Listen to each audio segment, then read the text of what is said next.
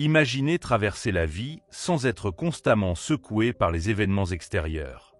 Les stoïciens de l'Antiquité avaient maîtrisé cet art précieux, agir comme si rien ne pouvait les déranger. Il ne s'agit pas d'indifférence, mais d'une profonde compréhension de ce qui mérite réellement notre énergie. Dans un monde où tout semble conçu pour nous perturber, cette sagesse est plus précieuse que jamais. Aujourd'hui, nous allons explorer 10 leçons pour cultiver cette force intérieure.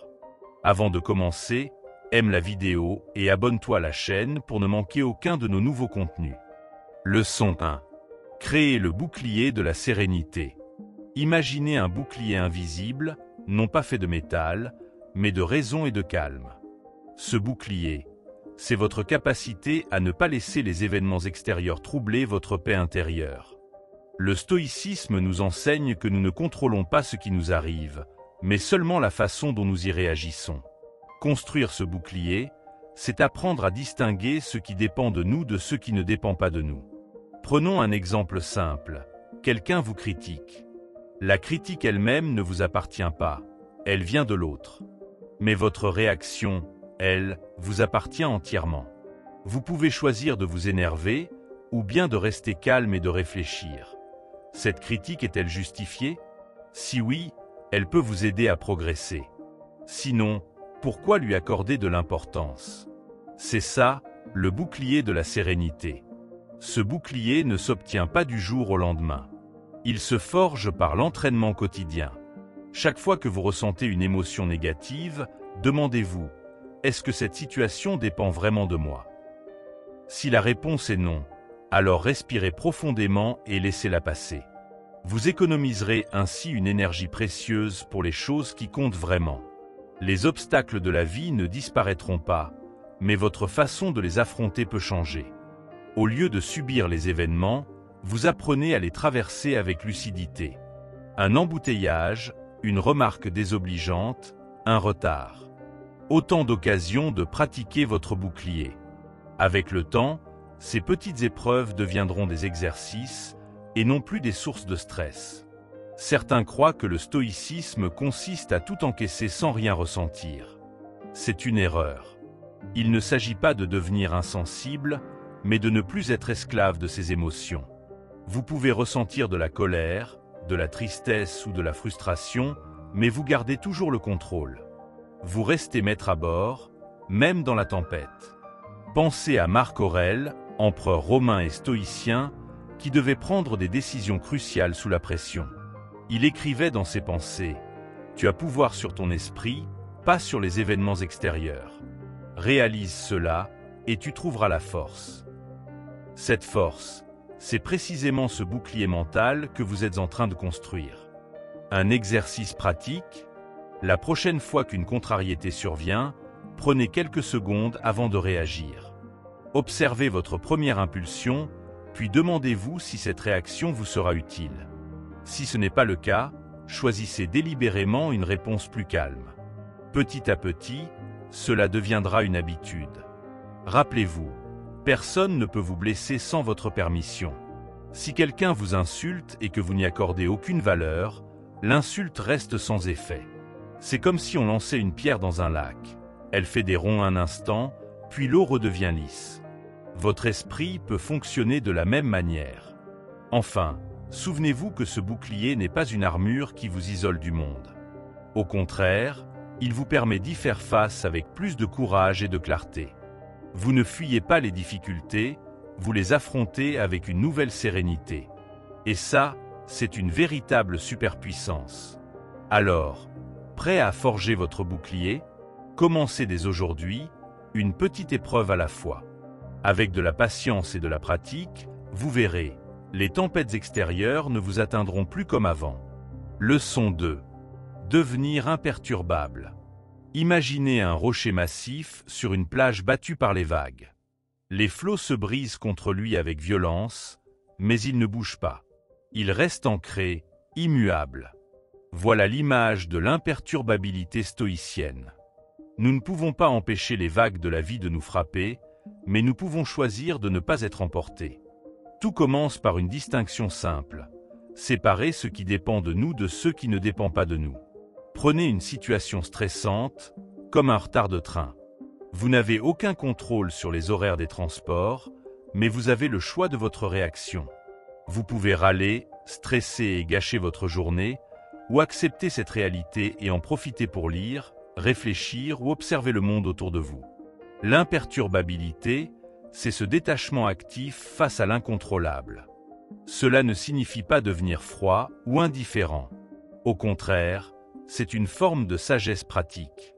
Quand vous arrêtez de gaspiller votre énergie à lutter contre ce que vous ne pouvez pas changer, vous en avez bien plus pour ce qui compte vraiment. Vos actions, vos valeurs, votre croissance personnelle. C'est là que réside votre véritable pouvoir. Les grands stoïciens comme Épictète insistaient sur ce point. Ce qui trouble les hommes, ce ne sont pas les choses, mais les jugements qu'ils portent sur elles. Une mauvaise nouvelle reste une mauvaise nouvelle, mais c'est votre interprétation qui détermine si elle vous abat ou vous rend plus fort. En changeant votre regard, vous changez votre expérience du monde. Pratiquez cet exercice simple. Chaque soir, repensez à une difficulté de la journée. Demandez-vous, quelle part de cette situation était sous mon contrôle? Puis, comment pourrais-je mieux réagir la prochaine fois? Cette habitude renforce progressivement votre stabilité intérieure, comme un muscle qui se développe. Les autres remarqueront peut-être votre calme inhabituel dans des moments de crise. Ne soyez pas surpris si on vous demande votre secret. La vérité est qu'il n'y a pas de magie, juste une prise de conscience. Les émotions sont naturelles, mais elles ne doivent pas devenir nos maîtres. Vous restez aux commandes. Certains jours seront plus difficiles que d'autres. L'imperturbabilité n'est pas un état permanent, mais une direction à suivre. Quand vous sentez que vous perdez pied, rappelez-vous le rocher. Les vagues passent, lui reste. Vous aussi, vous pouvez retrouver ce point d'ancrage en revenant à cette question essentielle. Qu'est-ce que je peux vraiment contrôler ici? Cette philosophie est étonnamment libératrice. Quand vous arrêtez de vouloir tout contrôler, vous découvrez une énergie nouvelle. Les problèmes deviennent des défis, les obstacles des occasions de progresser. Vous n'attendez plus que le monde soit parfait pour être en paix. Appliquez cette idée aux petites choses d'abord. Un repas brûlé, une file d'attente interminable, une remarque déplaisante. Entraînez-vous à garder votre calme dans ces situations banales. Quand les vraies tempêtes arriveront, vous serez préparé. C'est comme un entraînement invisible qui vous rend plus fort sans que personne ne le voie. Devenir imperturbable ne signifie pas vivre sans émotion, mais vivre sans être dominé par elles. C'est un art qui se perfectionne toute une vie. Commencez aujourd'hui, vague après vague, et vous découvrirez une force que vous ne soupçonniez pas. Le chaos extérieur n'aura plus le dernier mot sur votre paix intérieure. Leçon 3. Apprendre à faire une pause. Entre un événement et votre réaction, il existe un espace minuscule mais crucial. C'est dans cet intervalle que se niche votre liberté. Le stoïcisme nous enseigne à élargir ce moment, à y prendre nos quartiers avant de répondre. Une simple respiration peut devenir une frontière entre l'impulsivité et la sagesse. Appuyer sur pause, c'est reprendre le contrôle. Observez comment nous fonctionnons souvent en pilote automatique. Quelqu'un vous bouscule, votre colère monte instantanément. Un projet échoue, la déception vous submerge. Ces réactions immédiates sont naturelles, mais pas inévitables. La pause volontaire agit comme un filtre. Elle laisse passer l'information, mais retient la réaction brute. Vous devenez spectateur de vos propres émotions avant d'en être l'acteur.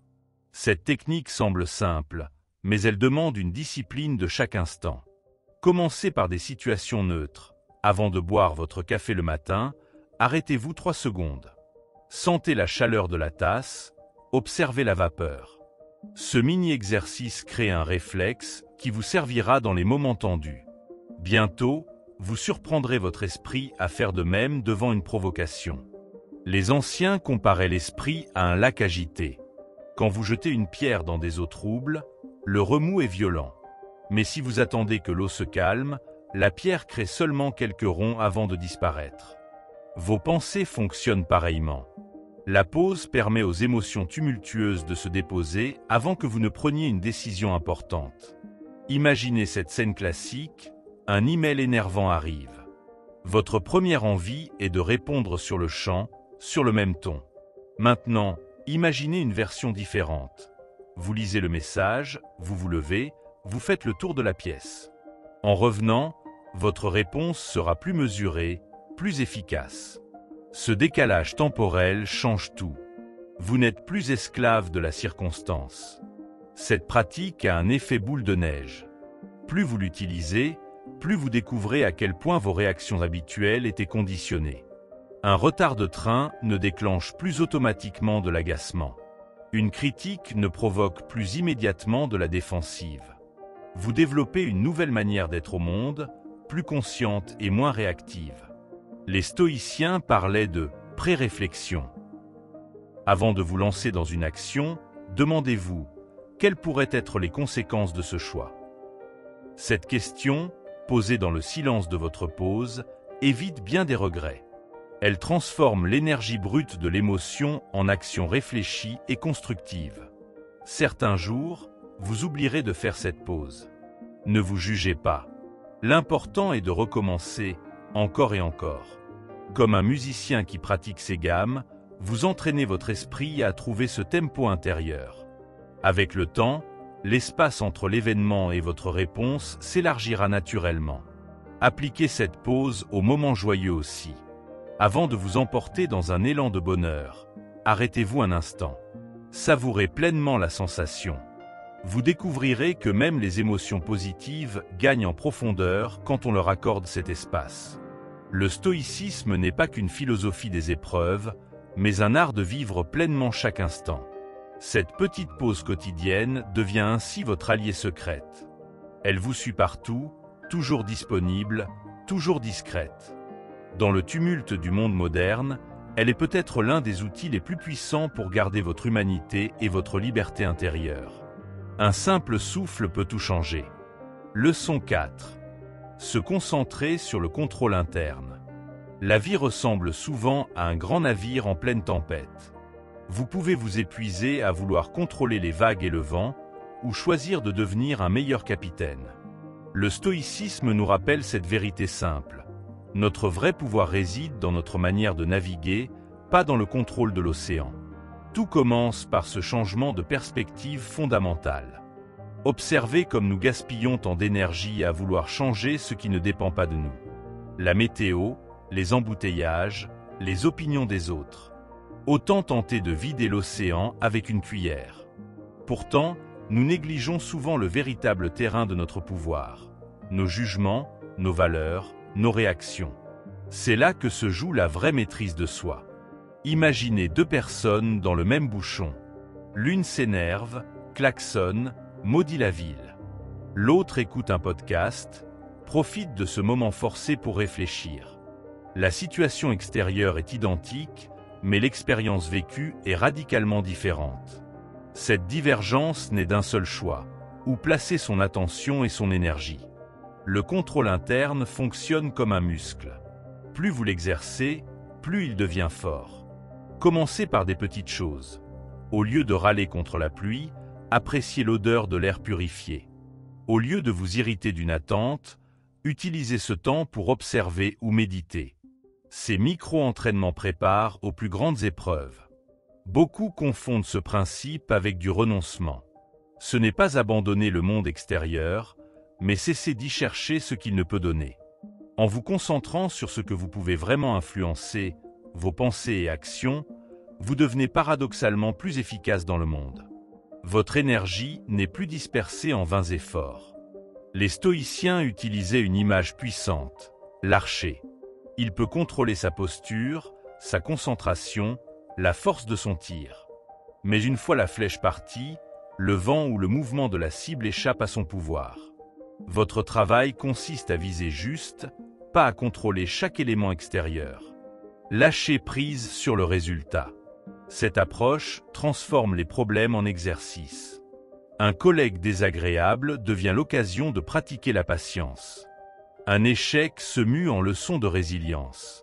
Vous ne subissez plus les événements, vous les utilisez pour progresser. Chaque journée offre ainsi son lot d'entraînements invisibles. Attention cependant à ne pas tomber dans l'excès inverse. Il ne s'agit pas de tout intérioriser au point de négliger les actions utiles. Si vous pouvez améliorer une situation, agissez. Mais si vous ne le pouvez pas, changez votre regard. La sagesse consiste à distinguer clairement ces deux cas de figure.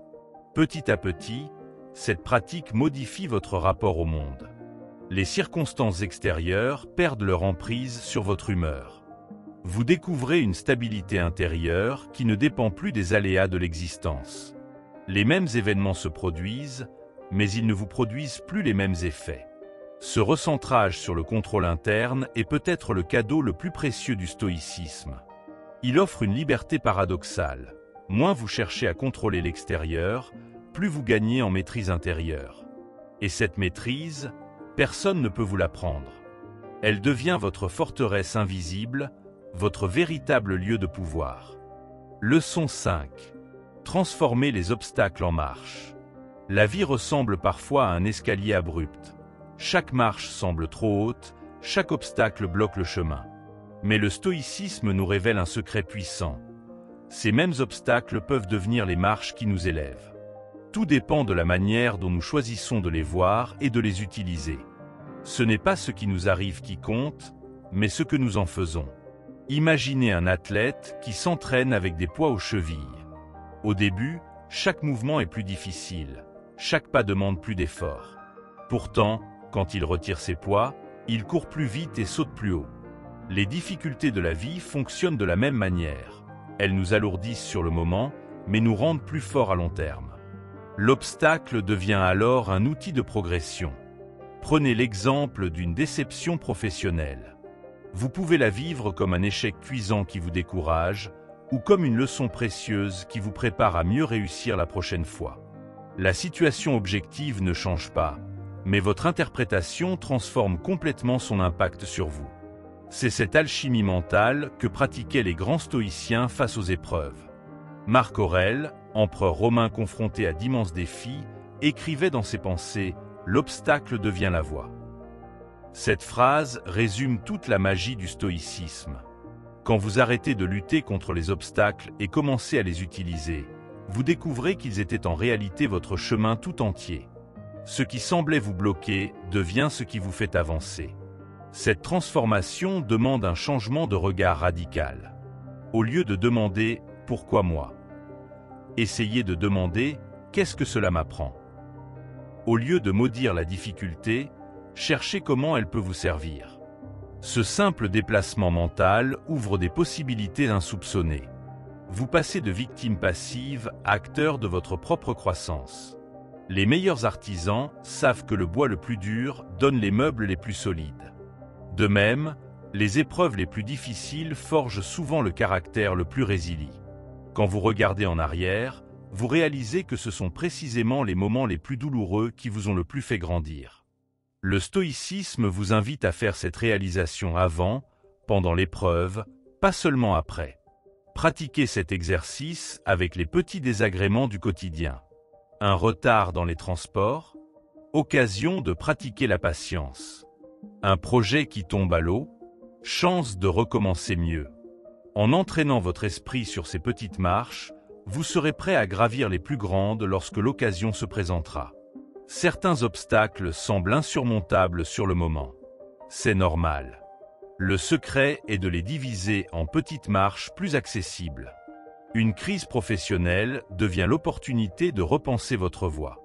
Une rupture douloureuse se transforme en occasion de mieux vous connaître. Pas à pas, chaque défi devient une étape vers une version plus sage de vous-même. Cette approche ne nie pas la difficulté des épreuves. Elle reconnaît simplement qu'en plus d'être difficiles, elles peuvent être utiles. Comme un médicament amer qui guérit, comme un entraînement éprouvant qui renforce, les obstacles bien utilisés deviennent des alliés paradoxaux sur votre chemin. En adoptant cette vision, vous ne craindrez plus les difficultés de la même manière. Vous saurez que chaque nouvelle épreuve, si vous savez l'utiliser, vous rapproche un peu plus de la meilleure version de vous-même. Les obstacles ne disparaîtront pas, mais ils perdront leur pouvoir de vous arrêter. Au contraire, ils deviendront ce qui vous propulse en avant. Leçon 6. Adoptez la vision de l'observateur. Imaginez regarder votre vie comme un film projeté sur un écran. Les scènes joyeuses, les moments difficiles, les rebondissements, vous les voyez tous avec une certaine distance. Cette perspective, c'est celle de l'observateur stoïcien. Elle permet de ne plus être submergé par le flot des émotions immédiates, tout en restant pleinement engagé dans l'existence. Quand une situation vous trouble, essayez ce petit exercice. Imaginez que vous la racontez à un ami dans 6 mois. Comment la décririez-vous? Quels conseils vous donnerait-il? Ce simple décalage temporel crée instantanément l'espace nécessaire pour voir les choses plus clairement. Vous restez dans l'action, mais sans en être prisonnier. Les émotions sont comme des vagues. Si vous vous battez contre elles, elles vous emportent.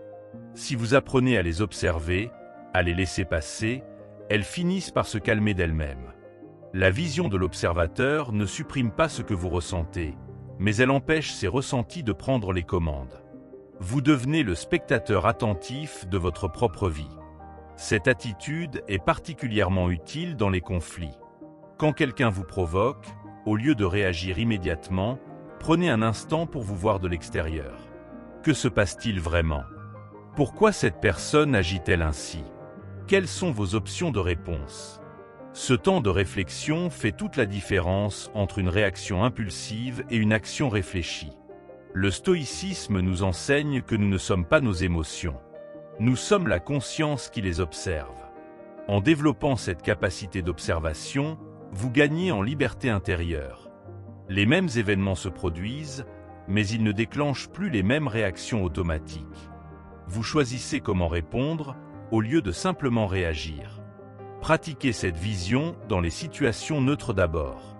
En marchant dans la rue, observez les passants sans jugement.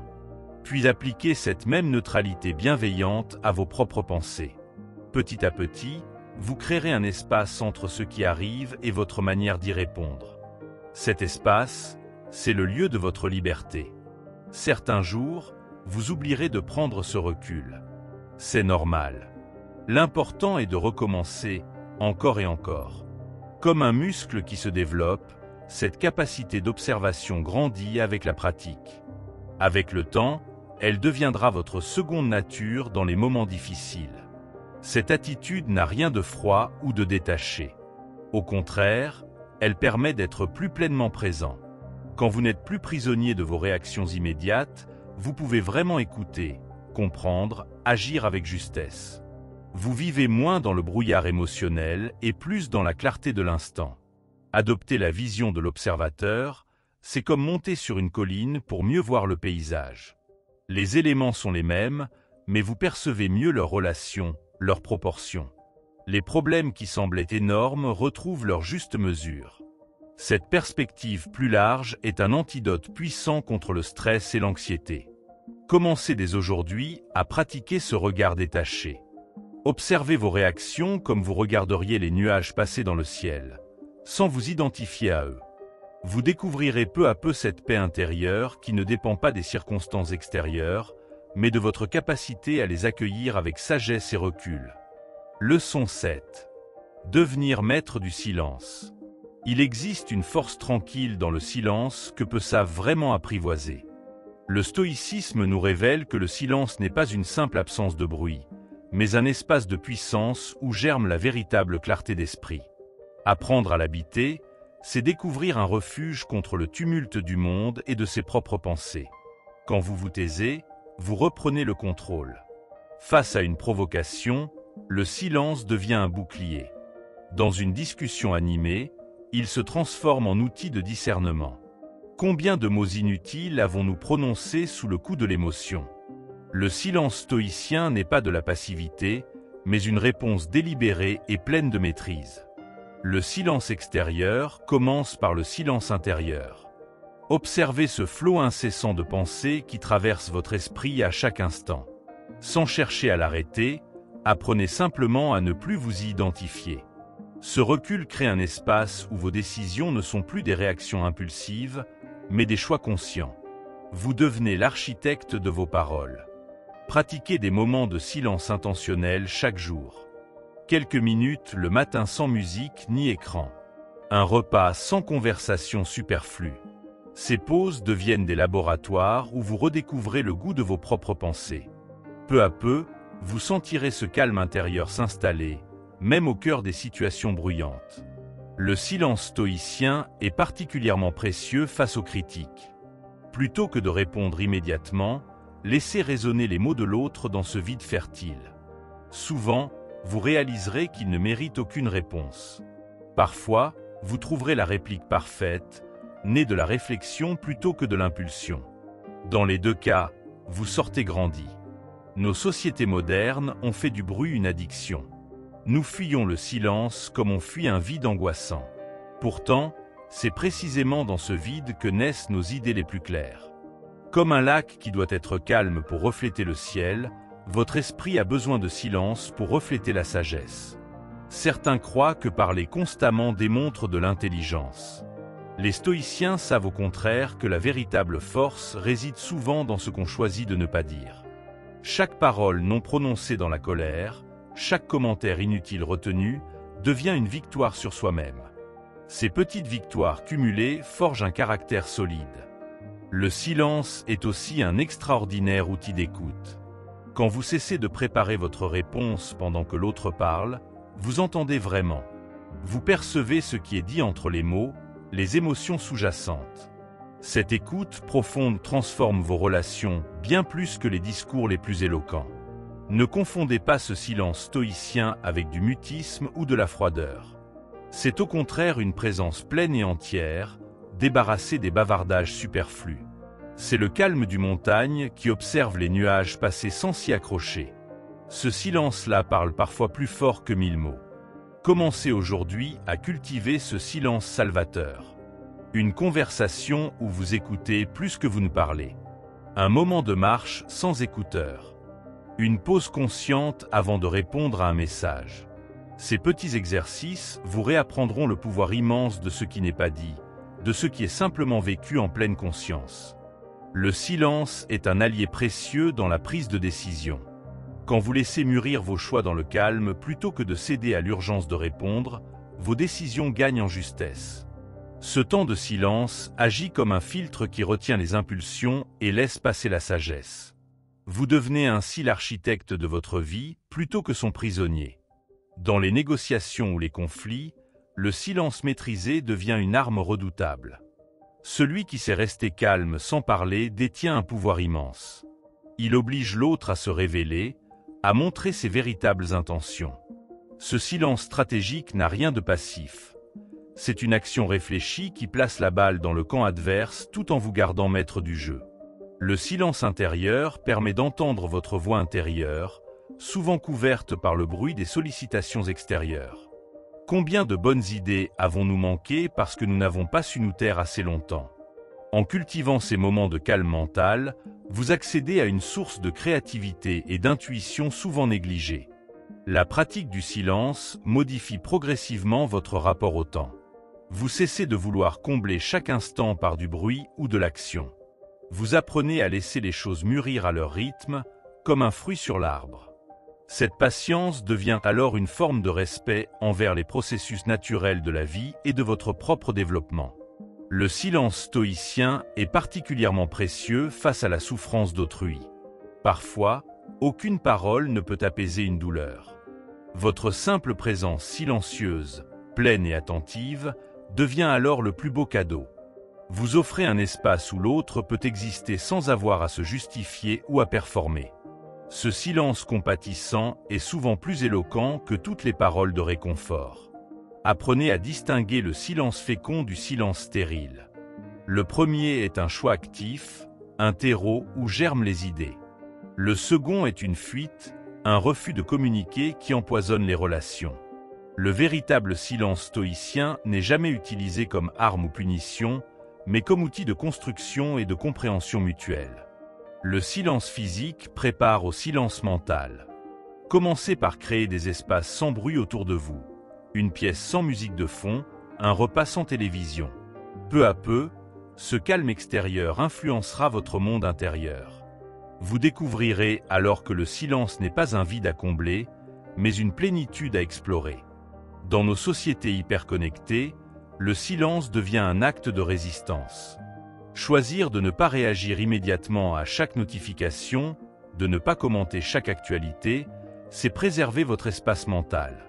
Ce silence volontaire face au tumulte numérique est une déclaration d'indépendance. Vous refusez que l'on dicte le rythme de vos pensées. Le silence apprend l'humilité. Quand vous cessez de vouloir toujours avoir le dernier mot, de tout commenter, vous reconnaissez que certaines vérités vous dépassent. Ce silence respectueux devant le mystère de l'existence est le signe d'une maturité stoïcienne. Il vous relie à quelque chose de plus grand que votre petit ego. Enfin, souvenez-vous que le silence absolu n'existe pas. Même dans le calme le plus profond, vous entendez votre respiration, les battements de votre cœur. Ces rythmes fondamentaux vous rappellent l'essentiel. Vous êtes vivant, ici et maintenant. Ce silence vibrant devient alors une méditation en mouvement, une célébration silencieuse de l'instant présent. Leçon 8. Réduire la valeur des offenses. Imaginez qu'on vous jette une petite pierre. Si vous portez une armure, elle glissera sans vous affecter. Notre esprit fonctionne de la même manière face aux offenses. Le stoïcisme nous enseigne que la blessure ne vient pas de l'offense elle-même, mais de notre vulnérabilité à celle-ci. En changeant notre protection intérieure, nous changeons tout. Une insulte n'est que du vent si vous refusez de lui ouvrir la porte. Pensez à ces mots qui vous ont blessé il y a des années. Ont-ils vraiment changé qui vous êtes? Probablement pas. Ce qui a fait mal, c'est l'importance que vous leur avez donnée sur le moment. La prochaine fois qu'on vous offense, demandez-vous, ce jugement mérite-t-il vraiment de prendre place dans mon esprit? Les offenses sont comme des cadeaux empoisonnés. Si vous refusez de les accepter, elles restent la propriété de celui qui les offre.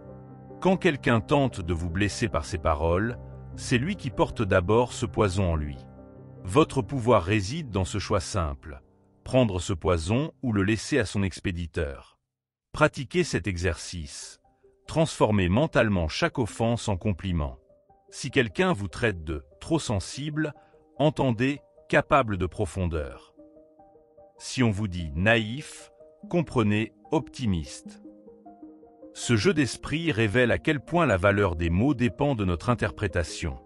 Vous n'êtes pas ce que les autres disent de vous, mais ce que vous choisissez d'entendre. Les grands esprits stoïciens comparaient les offenses à des projectiles qui tombent à côté quand on ne se place pas sur leur trajectoire. Si vous arrêtez de chercher l'approbation constante, les critiques perdent leur pouvoir. Votre valeur ne dépend pas du regard d'autrui, mais de votre propre jugement sur vos actions et intentions. Quand vous sentez monter la colère face à une offense, respirez profondément et demandez-vous: cette personne me connaît-elle vraiment? Son opinion change-t-elle qui je suis? La réponse est presque toujours non. Ce recul immédiat désamorce l'émotion brute et vous replace dans votre vérité intérieure. Certaines offenses peuvent paradoxalement devenir des cadeaux. Elles révèlent nos points de fragilité, ces endroits où nous doutons encore de nous-mêmes. En identifiant ces zones sensibles, vous pouvez travailler à les renforcer. Ainsi, ce qui voulait vous blesser devient un outil de croissance personnelle. Ne confondez pas indifférence et détachement stoïcien. Il ne s'agit pas de ne plus rien ressentir, mais de choisir consciemment ce qui mérite votre énergie. Une offense n'est souvent qu'une opinion mal exprimée. Pourquoi lui accorder plus d'importance qu'elle n'en a réellement? L'histoire regorge de grands esprits moqués et critiqués avant d'être reconnus. Leur secret? Ils ont continué leur chemin sans s'arrêter à chaque pierre lancée sur leur route. Votre mission n'est pas de convaincre chaque détracteur, mais de rester fidèle à votre voie. Les offenses ne sont alors que des signes montrant que vous avancez. Commencez dès aujourd'hui à désarmer les offenses par votre regard. Quand une critique vous touche, examinez-la comme un scientifique étudierait un curieux spécimen, avec curiosité mais sans implication personnelle. Vous découvrirez peu à peu cette liberté magnifique. Personne ne peut vous blesser sans votre permission intime. La nature nous offre une belle leçon. Un arbre ne se courbe pas sous chaque coup de vent. Il plie parfois, mais c'est retrouver sa position naturelle. Adoptez cette flexibilité face aux offenses. Laissez passer le vent des mots blessants, sans permettre qu'ils déracinent votre paix intérieure. Votre stabilité vient de vos propres racines, pas du climat extérieur. Quand on vous offense, imaginez que les mots traversent votre corps comme une ombre, sans s'y accrocher. Cette visualisation simple crée une distance salutaire. Vous n'êtes pas une éponge qui absorbe tout, mais un tamis qui laisse filtrer l'inutile. L'offense devient alors ce nuage passager qui ne modifie pas le paysage de votre âme. Les enfants ont souvent cette sagesse instinctive. Une insulte les touche un instant, puis ils passent à autre chose. En grandissant, nous compliquons tout en ruminant les offenses. Réapprenons cette simplicité. Une parole désagréable mérite-t-elle vraiment des heures de votre précieuse attention?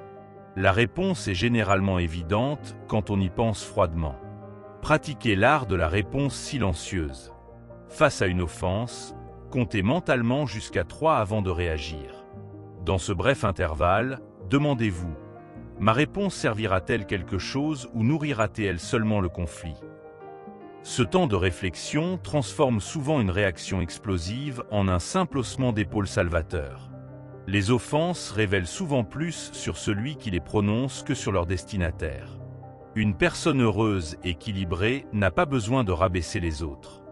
Quand on vous blesse, essayez de voir la souffrance ou l'insécurité cachée derrière l'attaque. Cette compassion stoïcienne désarme l'offense mieux que toute contre-attaque. Créez votre jardin mental protégé.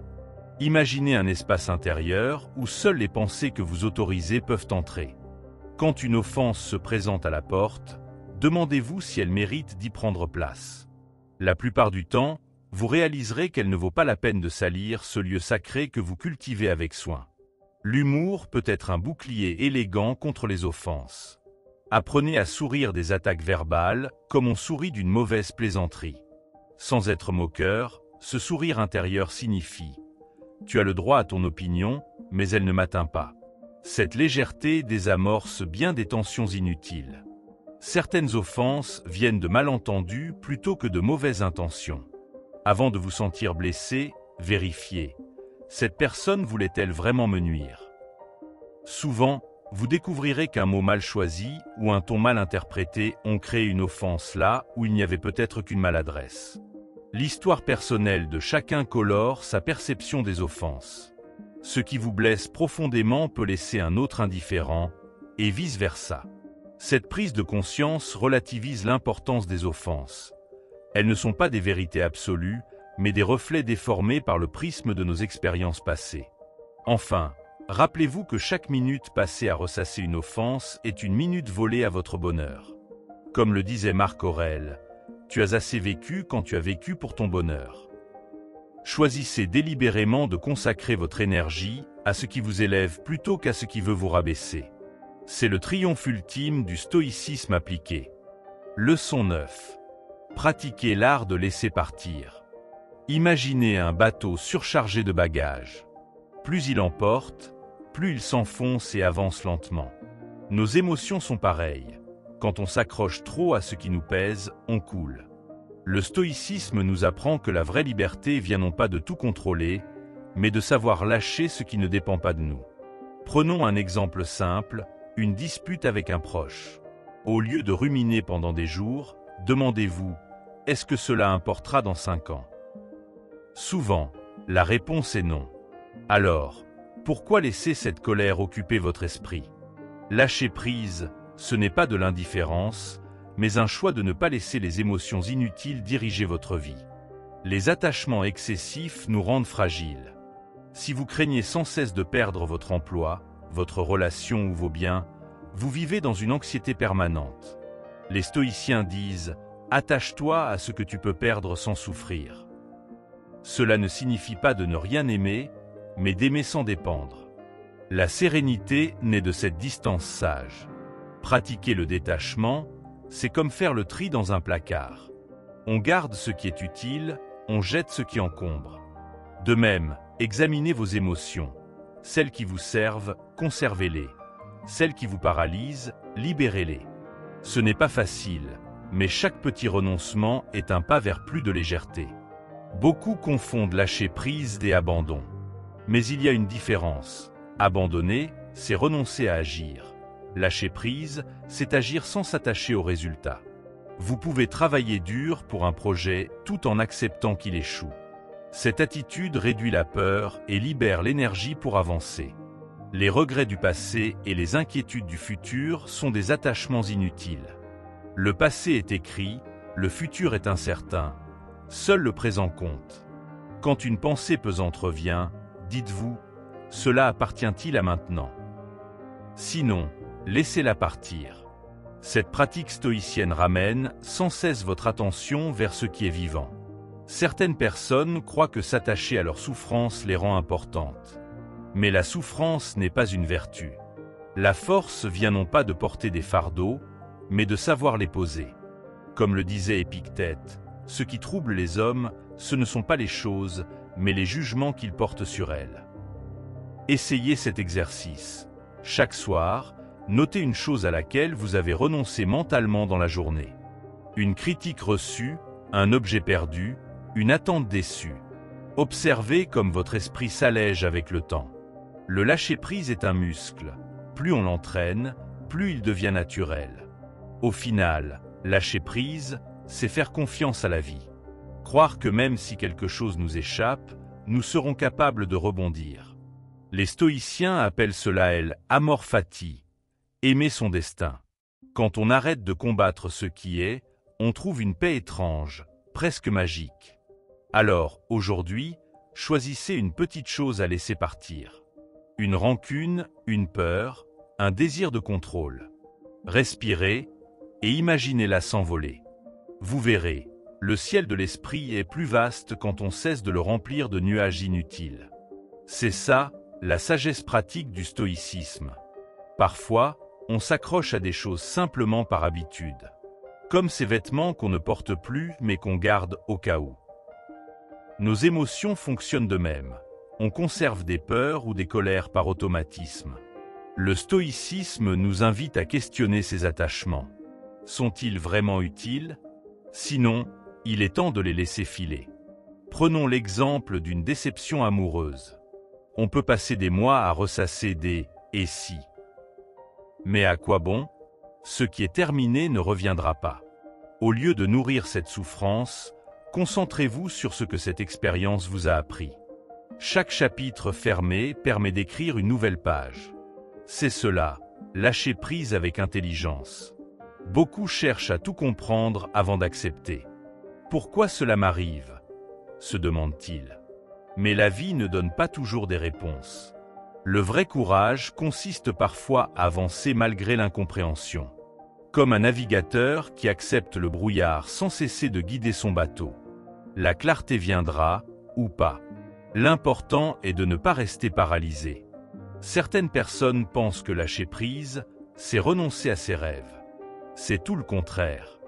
En libérant votre esprit des attentes rigides, vous laissez place à des possibilités inattendues. Les stoïciens comprenaient cela. On contrôle ses actions, pas leurs résultats. Travaillez avec passion, mais soyez ouverts à ce que la vie vous réserve autre chose. Observez la nature. Les arbres lâchent leurs feuilles en automne sans résistance. Ils savent qu'au printemps, d'autres repousseront. Nous pourrions en tirer une belle leçon. Certaines choses ont leur durée, et c'est très bien ainsi.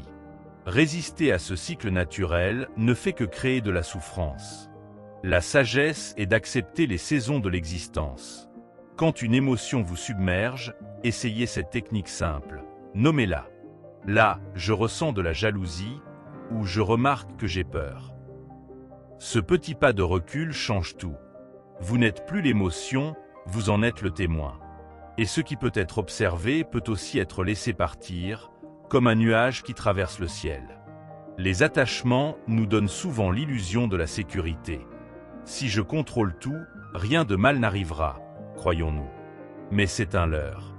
La vraie sécurité intérieure vient de la confiance en sa capacité à traverser les tempêtes. Apprenez à danser sous la pluie au lieu de toujours chercher à l'arrêter. Pratiquez régulièrement le nettoyage mental. Comme on range une pièce encombrée, faites le tri dans vos pensées. Posez-vous cette question. Cette préoccupation m'aide-t-elle à vivre mieux? Si la réponse est non, doucement, laissez-la s'éloigner. Avec le temps, votre esprit deviendra un espace plus clair et plus paisible. Il est normal de rechuter parfois. Un jour on se sent libre, le lendemain une vieille angoisse revient. Ne vous jugez pas. Le lâcher-prise est un chemin, pas une destination. Chaque fois que vous remarquez que vous vous accrochez de nouveau, souriez intérieurement et recommencez. La persévérance est la clé. Enfin, rappelez-vous, vous n'êtes pas ce que vous possédez, ni ce que vous ressentez à un instant donné. Vous êtes celui qui observe, qui choisit, qui grandit à travers chaque expérience. Cette conscience est votre liberté ultime. Le stoïcisme, finalement, c'est cet art de vivre léger tout en restant profondément humain. Demain matin, avant de commencer votre journée, prenez 2 minutes pour visualiser ce que vous pourriez lâcher aujourd'hui. Une inquiétude, un jugement, une vieille histoire qui vous limite. Imaginez-vous ouvrir les mains et laisser s'envoler ce poids. Puis, avancez plus léger. Leçon 10. Acceptation des pertes. Accepter l'impermanence des choses et être reconnaissant de ce qu'on a eu permet de faire face à la perte avec sérénité. La vie est comme un fleuve. Elle coule, change, et rien ne reste immobile. Un jour, nous avons quelque chose ou quelqu'un de précieux, et le lendemain, cela peut nous échapper. Le stoïcisme nous enseigne que résister à cette réalité ne fait qu'amplifier la souffrance. Au lieu de lutter contre ce qui est inévitable, nous pouvons choisir d'accepter. Accepter ne signifie pas être indifférent, mais reconnaître que certaines choses échappent à notre contrôle. Pensez à un arbre en automne. Ses feuilles tombent, mais il ne se désole pas. Il sait qu'au printemps, de nouvelles pousses viendront. De la même manière, les pertes font partie d'un cycle naturel. Si nous nous accrochons désespérément à ce qui doit partir, nous passons à côté de la beauté de ce qui est encore là. La gratitude pour ce que nous avons eu apaise le cœur et nous aide à voir que même les choses éphémères ont de la valeur. Quand nous perdons quelque chose ou quelqu'un, notre première réaction est souvent la colère ou la tristesse. C'est normal. Mais les stoïciens nous rappellent que ces émotions, si elles persistent, deviennent des fardeaux inutiles. Au lieu de demander « Pourquoi moi ?», nous pouvons nous demander « Comment cela m'apprend-il à mieux vivre ?» La douleur de la perte peut devenir un maître, pas un ennemi. Imaginez tenir du sable dans votre main. Plus vous serrez fort, plus il s'échappe. La vie fonctionne de la même façon. Ce à quoi nous nous accrochons trop rigidement finit par nous blesser. L'art de lâcher prise ne consiste pas à abandonner ce qui compte, mais à comprendre que rien ne nous appartient pour toujours. La sérénité vient quand nous arrêtons d'exiger que les choses durent éternellement. La peur de perdre est souvent pire que la perte elle-même. Nous gaspillons tant d'énergie à anticiper des adieux qui, peut-être, n'arriveront même pas. Les stoïciens proposent une alternative. Apprécier pleinement ce que nous avons ici et maintenant. Si demain cela disparaît, au moins nous aurons vécu pleinement chaque instant, sans regret. C'est cela, la vraie liberté.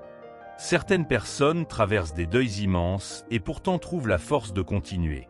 Leur secret, elles ne nient pas la douleur, mais elles refusent de la laisser définir leur vie. Elles honorent ce qui a été, sans laisser le passé voler leur présent. Le stoïcisme ne supprime pas la tristesse, mais il empêche qu'elle ne nous consume. La résilience naît de cette acceptation courageuse. Et si, au lieu de voir une fin, nous voyons une transformation, les relations changent, les situations évoluent, mais rien ne disparaît vraiment. Tout se métamorphose. Ce que nous appelons perte est souvent un nouveau commencement que nous ne comprenons pas encore. Les stoïciens croyaient que l'univers a un ordre, même quand il nous semble chaotique. Faire confiance à ce processus soulage l'âme. La gratitude est l'antidote au désespoir. Au lieu de ruminer sur ce qui n'est plus, nous pouvons dire « Merci d'avoir fait partie de ma vie ». Cette simple pensée change tout. Elle transforme l'amertume en paix, le vide en souvenir précieux.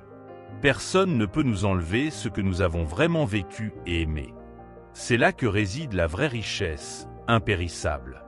Bien sûr, accepter une perte ne se fait pas en un claquement de doigts. Cela demande du temps, de la patience envers soi-même. Mais chaque petit pas compte. Un jour, nous nous rendons compte que la blessure a cicatrisé et que nous portons en nous une sagesse nouvelle. Le stoïcisme ne promet pas une vie sans souffrance, mais une façon de la traverser sans se perdre en chemin. Alors, la prochaine fois que vous serez confronté à une perte, souvenez-vous, rien ni personne ne vous est dû. Tout est un prêt temporaire. En embrassant cette vérité, nous arrêtons de lutter contre les vagues de la vie et apprenons à nager avec elles. C'est ainsi que nous trouvons la sérénité, non malgré les adieux, mais grâce à la façon dont nous choisissons de les vivre. Quand nous regardons les étoiles, nous savons que certaines ont déjà disparu depuis des millénaires, mais leur lumière continue de nous éclairer. Nos pertes, elles aussi, laissent une trace qui peut encore nous guider. Le stoïcisme nous invite à ne pas rester figés dans l'obscurité, mais à marcher avec cette lumière qui persiste. Chaque personne, chaque expérience qui a compté devient une partie de nous, invisible mais toujours présente. Et c'est ainsi que nous transformons l'absence en une douce compagnie. Les enfants comprennent parfois mieux que les adultes comment accepter les adieux. Ils pleurent un jouet cassé, puis, quelques heures plus tard, jouent avec autre chose, sans ressentiment. Ils vivent l'instant, sans s'encombrer de ce qui ne peut être réparé. Nous pourrions apprendre de cette légèreté. Bien sûr, nos pertes sont plus profondes, mais le principe reste le même. La vie continue et notre capacité à rebondir aussi. La tristesse est humaine, mais l'enlisement est un choix. Pensez à un feu de camp.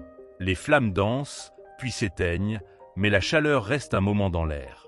Nos relations et nos expériences sont comme ce feu. Même quand elles s'achèvent, leur chaleur nous habite encore. Le deuil n'est pas l'oubli, c'est apprendre à porter cette chaleur différemment. Les stoïciens ne nous disent pas d'éteindre nos émotions, mais de ne pas laisser leurs cendres nous étouffer. Respirez et laissez cette énergie vivre en vous sous une nouvelle forme. Parfois, nous croyons que refuser d'accepter une perte est une preuve d'amour ou de force. Si je m'accroche, c'est que cela comptait vraiment. Mais en réalité, c'est souvent l'inverse. Accepter, c'est honorer ce qui a été, sans le dénaturer par notre refus du réel. La véritable force est de dire « c'était beau, et maintenant, je dois avancer ». Le stoïcisme ne nous endurcit pas, il nous rend assez souples pour plier sans rompre. Et si nous arrêtions de voir les pertes comme des échecs? Une graine doit se décomposer pour qu'une plante naisse.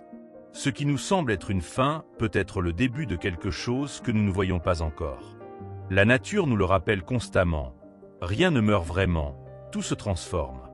Alors, au lieu de maudire l'hiver, apprêtons-nous au printemps qu'il prépare. La résistance prolonge la douleur. L'acceptation ouvre la porte à la renaissance. Certaines cultures célèbrent les morts avec des fêtes, des chants, des couleurs. Elles comprennent que la tristesse et la joie peuvent coexister.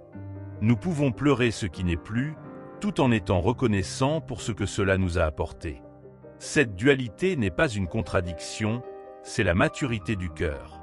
Le stoïcisme, loin d'être froid, nous apprend à embrasser cette complexité.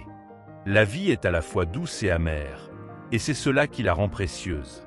Quand un navire perd une voile, il ne s'arrête pas, il ajuste sa trajectoire et continue. Nous sommes comme ce navire. Les pertes nous obligent à trouver de nouvelles façons d'avancer, et souvent, cela révèle des forces que nous ignorions avoir. Ce n'est pas la tempête qui définit le voyage, mais notre capacité à naviguer malgré elle. Et chaque vague surmontée ajoute une histoire à notre sagesse. Essayez cet exercice. Prenez un objet qui symbolise une perte pour vous. Tenez-le, et au lieu de penser à son absence, rappelez-vous ce qu'il vous a donné. Un sourire, une leçon, un moment de bonheur. Vous verrez que la gratitude atténue la douleur. Ce n'est pas un hasard si les stoïciens insistaient sur cette pratique. Elle change notre regard. Ce qui était une blessure devient une cicatrice. Une preuve que nous avons survécu et grandi. Personne ne traverse la vie sans perdre. Mais il y a une différence entre ceux qui sont définis par leurs pertes et ceux qui sont définis par leur façon de les traverser. Les premiers vivent dans le passé. Les seconds construisent avec les morceaux qui restent. Le stoïcisme ne promet pas une vie parfaite, mais une vie où même les fractures laissent entrer la lumière. Et parfois, c'est par ces fissures que nous brillons le plus. Alors, la prochaine fois qu'une perte vous frappera, souvenez-vous, vous n'êtes pas ce que vous perdez, mais ce que vous gardez en vous. Les souvenirs, les leçons, l'amour, tout cela ne peut vous être enlevé. Comme un arbre qui perd ses feuilles mais garde ses racines, vous pouvez puiser en vous la force de renaître. Accepter, ce n'est pas renoncer, c'est choisir de continuer à vivre pleinement, malgré tout. Et cela, rien ni personne ne peut vous le prendre. Leçon 11. La patience comme vertu transformante. Imaginez un jardinier qui plante une graine et, impatient, la déterre chaque jour pour voir si elle a poussé. Absurde, n'est-ce pas? Pourtant, c'est ce que nous faisons souvent avec nos vies. La patience n'est pas de la passivité. C'est la sagesse de comprendre que certaines choses ont besoin de temps. Marco, un jeune entrepreneur, a pris cela à ses dépens. Après des mois à vouloir tout de suite, il a réalisé que forcer les résultats ne faisait que tout gâcher. Prenez Anna, professeure dans une école difficile. Ses élèves étaient turbulents, mais au lieu de s'énerver, elle a choisi la patience. Jour après jour, elle a semé des graines de confiance. 1 an plus tard, la classe était transformée. Cela nous montre un secret, la patience est contagieuse. Quand nous l'offrons aux autres, ils finissent par nous la rendre. Le stoïcisme nous rappelle que nous ne contrôlons pas le rythme des choses, seulement notre façon d'y répondre. Combien de disputes naissent simplement parce que nous voulons que les autres pensent et agissent comme nous? Maintenant, la famille, les amis, les collègues, chacun a son rythme. La patience agit comme un pont entre ces différences. Elle ne signifie pas tout accepter, mais choisir ses batailles. Parfois, le silence et l'attente désamorcent bien plus de conflits que les mots. Envers nous-mêmes, la patience est encore plus cruciale. Nous exigeons la perfection immédiate, puis nous nous auto-flagellons pour nos échecs. Mais regardez comment un enfant apprend à marcher. Il tombe 100 fois sans se juger. Pourquoi avons-nous oublié cette sagesse? Le progrès véritable ressemble plus à une spirale qu'à une ligne droite. Nous tournons autour des mêmes défis, mais un peu plus haut chaque fois. La société moderne nous conditionne à vouloir tout rapidement. Repas en 2 minutes, succès instantané, relations sans effort. Cette mentalité nous rend malheureux. Les stoïciens de l'Antiquité pratiquaient délibérément la patience, en jeûnant, en méditant, en apprenant des années durant. Ils savaient que ce qui vient trop facilement part tout aussi vite. La profondeur exige du temps. Pratiquez ceci. La prochaine fois que vous serez pris dans une file d'attente ou dans les embouteillages, au lieu de râler, observez votre respiration. Ces moments perdus sont en réalité des cadeaux, des occasions de pratiquer la maîtrise de soi. Petit à petit, vous transformerez l'irritation en paix. Comme le disait Sénèque, le temps où nous sommes en colère est du temps où nous cessons de contrôler notre vie. Les relations les plus solides sont celles qui ont traversé des épreuves de patience. Pensons à un couple après une dispute. Ceux qui savent attendre que l'autre digère ses émotions construisent un amour plus durable. La patience est le ciment invisible des liens humains. Elle dit à l'autre, « Je te respecte assez pour te laisser être toi-même, à ton rythme. » Dans le travail aussi, la patience porte ses fruits. Un artisan qui se précipite gâche son œuvre. Un scientifique trop pressé fausse ses résultats. Le génie n'est souvent qu'une longue patience, comme le noté Buffon. Quand nous ralentissons, nous percevons des détails qui changent tout. La qualité naît de cette attention patiente. Attention cependant, la patience n'est pas de la complaisance. Il ne s'agit pas de tout tolérer indéfiniment. Le stoïcisme enseigne à discerner entre ce qui mérite notre attente, un projet en maturation, une personne en croissance, et ce qui exige notre action, une injustice, une relation toxique. Cette nuance fait toute la différence. Finalement, la patience nous révèle un paradoxe étonnant. En lâchant prise sur l'urgence, nous gagnons en contrôle sur nos vies. Les saisons ne se pressent pas, et pourtant tout est accompli en son temps. Quand nous adoptons ce rythme naturel, le stress se dissipe, les relations s'apaisent, et notre âme trouve son équilibre. Voilà le pouvoir transformant de cette vertu oubliée. La patience ressemble à ces racines d'arbres qui travaillent en silence pendant des années avant qu'un tronc solide n'émerge enfin. Nous ne voyons pas leur croissance, mais sans elles, l'arbre s'effondrerait au premier vent. Notre développement intérieur fonctionne de la même manière. Chaque moment où nous choisissons la patience plutôt que la réaction immédiate, nous enfonçons nos racines un peu plus profondément. Un jour, nous nous surprendrons à rester calmes dans des situations qui nous auraient autrefois bouleversés. Prenons l'exemple de Thomas Edison. Ces milliers d'échecs avant d'inventer l'ampoule électrique n'étaient pas vraiment des échecs, mais des étapes nécessaires. À chaque tentative, il aurait pu abandonner, maudissant sa malchance.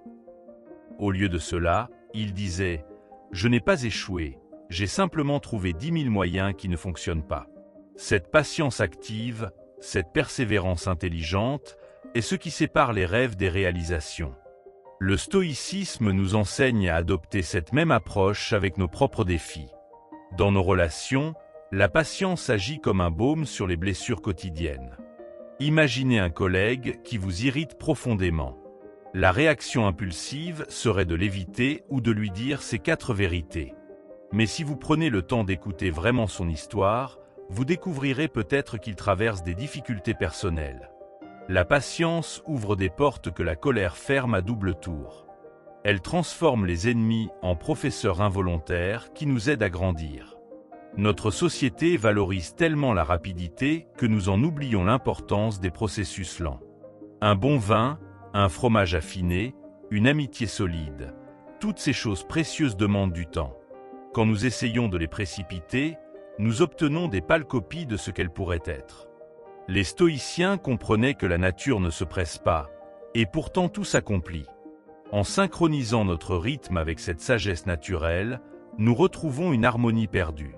La patience avec soi-même est peut-être la forme la plus difficile à maîtriser. Nous voulons changer nos habitudes du jour au lendemain, devenir la meilleure version de nous-mêmes en un clin d'œil. Mais regardez comment fonctionne l'entraînement physique. Les muscles se développent précisément grâce à ces micro-déchirures qui ont besoin de temps pour guérir et se renforcer. Notre psyché fonctionne de manière similaire. Chaque rechute, chaque faux pas fait partie du processus. La véritable transformation vient de l'acceptation de ce rythme biologique et psychologique. Il existe une forme subtile d'impatience particulièrement insidieuse, celle qui concerne le développement spirituel. Nous lisons des livres de philosophie ou de développement personnel en espérant une illumination immédiate. Mais la sagesse ne s'acquiert pas par consommation passive. Elle se cultive par une pratique quotidienne, souvent frustrante au début. Comme le disait Épictète, on ne devient pas stoïcien en lisant des livres, mais en vivant comme un stoïcien. C'est dans l'application patiente que la théorie devient chère. La technologie moderne a créé une illusion dangereuse, que tout devrait être disponible instantanément. Cette attente se transfère inconsciemment à nos relations humaines. Nous nous énervons quand un ami ne répond pas immédiatement à un message, quand un enfant n'apprend pas assez vite, quand un conjoint ne change pas du jour au lendemain. Réapprendre la patience, c'est se réhumaniser. C'est accepter que les êtres ne sont pas des applications qu'on peut mettre à jour à volonté. Pratiquez cet exercice simple. Choisissez une activité quotidienne, prendre votre café, faire la vaisselle, et accomplissez-la avec une lenteur délibérée. Observez chaque sensation, chaque détail. Vous découvrirez 2 choses. D'abord, combien nous vivons habituellement en mode accéléré.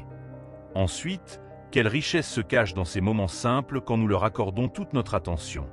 La patience n'est pas seulement une vertu, c'est une manière de redécouvrir le goût de vivre. Les grands maîtres artisans japonais pratiquent le concept de takumi, la perfection à travers des décennies de pratiques patientes. Un forgeron peut passer 30 ans juste à apprendre à préparer l'acier avant de forger son premier vrai sabre. Cette approche semble extrême à notre époque, mais elle révèle une vérité profonde. La maîtrise véritable ne peut être précipitée. Dans nos vies, nous sommes à la fois l'artisan et la matière première. La patience est l'outil qui nous permet de nous sculpter nous-mêmes avec précision et amour. En fin de compte, la patience est une forme de respect. Respect pour le processus de la vie, pour le rythme unique de chaque être, pour la complexité du monde. Quand nous cultivons cette vertu, nous devenons comme ces grands arbres qui offrent de l'ombre sans exiger de reconnaissance. Nos actions portent alors des fruits plus savoureux, nos relations deviennent plus authentiques et notre paix intérieure cesse d'être dépendante des circonstances extérieures. C'est cela, la transformation silencieuse mais puissante que seule la patience peut accomplir. Agir comme si rien ne te perturbait ne signifie pas nier les difficultés, mais choisir de ne pas leur donner le pouvoir de contrôler ta paix. Les stoïciens nous apprennent qu'entre ce qui arrive et notre réaction existe un espace. Et c'est là que réside notre liberté. En pratiquant ces leçons, nous devenons comme des rochers face à la mer. Les vagues s'y brisent sans nous ébranler. La vraie force se trouve dans cette tranquillité intérieure que rien d'extérieur ne peut altérer. Souviens-toi, personne ne n'est imperturbable, mais nous pouvons tous nous entraîner à répondre aux tempêtes avec lucidité plutôt qu'avec chaos. Commence petit, avec un contretemps banal, une frustration du quotidien, et observe tes progrès. Avec le temps, ce qui te déstabilisait deviendra une simple occasion d'exercer ta sagesse. La vie ne cessera pas de nous éprouver, mais nous pouvons cesser de nous laisser bouleverser par chaque épreuve. Retiens ceci, le monde restera imprévisible, mais ton esprit peut devenir un havre stable. Chaque fois que tu choisis le calme plutôt que la panique, la raison plutôt que l'impulsion, tu construis une forteresse intérieure imprenable. Ce n'est pas du théâtre, c'est l'art suprême de vivre. Le stoïcisme ne promet pas une vie sans problème, mais une manière plus légère de les traverser. Et cela, personne ne pourra jamais te l'enlever.